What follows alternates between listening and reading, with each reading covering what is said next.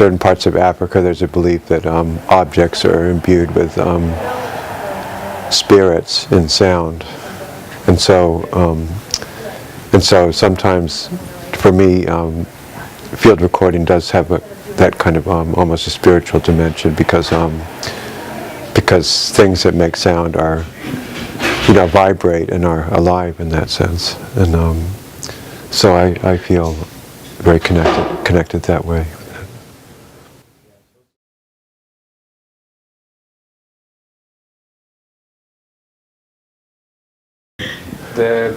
One of the basic ideas of the group is that we don't do any processing of sounds, other than choosing how we record them, and then once they're recorded, choosing when to start it and stop it, and maybe how loudly to play it, and creating volume envelopes and things like that. But other than that, maybe some, I don't know, once in a while there's some touch of EQ or something, but nothing that would really alter the character of the sound. That's part of the interest, is to see what you can do with the sound as it is.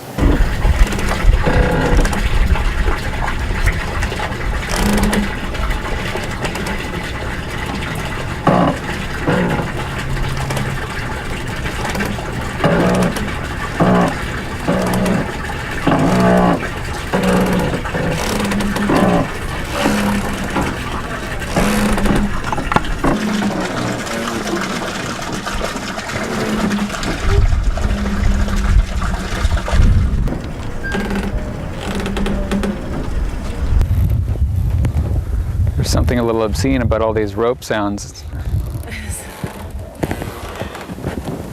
So when you're recording, are you listening? What I know, are there certain kind of repetitions or rhythms that you kind of try to collect? I really go about it in a not very systematic way. Really just kind of whatever catches my ear.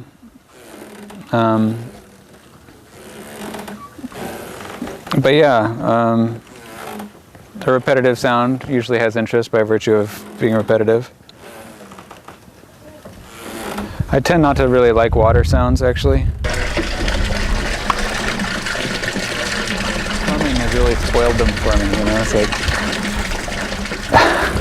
I don't like water sounds either. Yeah. Today was actually really nice that we were together, because this is the first time we recorded together. So it was interesting to be in the same space, same environment, recording together.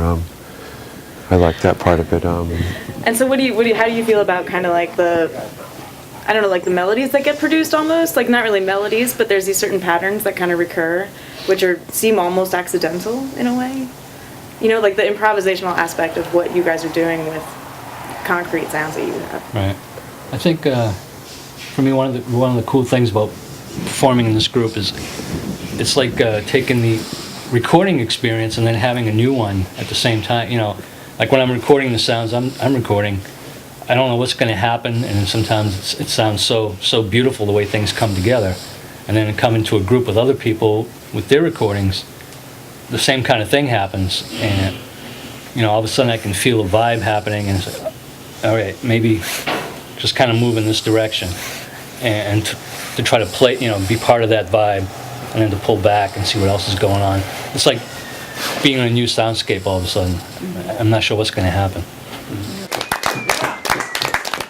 Yes, thanks for having us. We represent the New England Phonographers Union, and as you said, we work with location recordings, unprocessed, so we just kind of represent the recordings. And tonight we're going to do 2 pieces. Thank you. Yeah.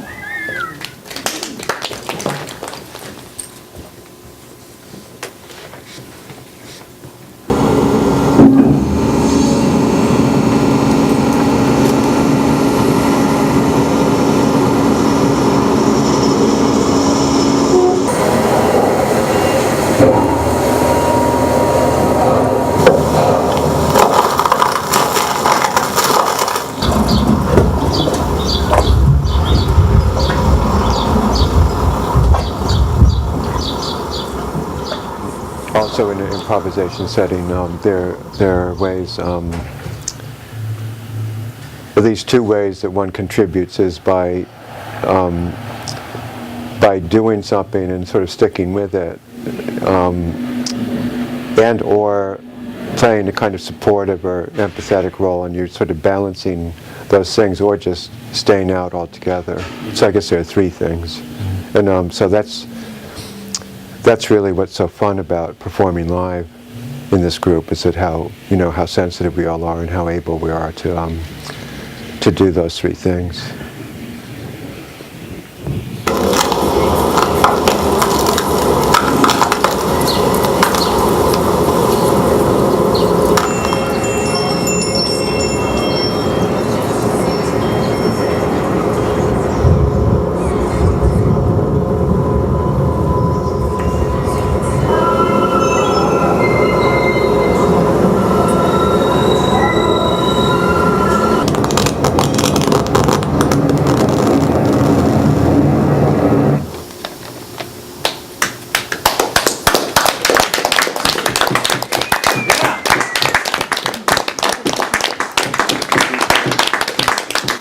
I just had an experience like we would in concert, like really, like being so attuned to what you're doing that you feel kind of invisible, kind of very inconspicuous and very invisible. You know that feeling when you're recording?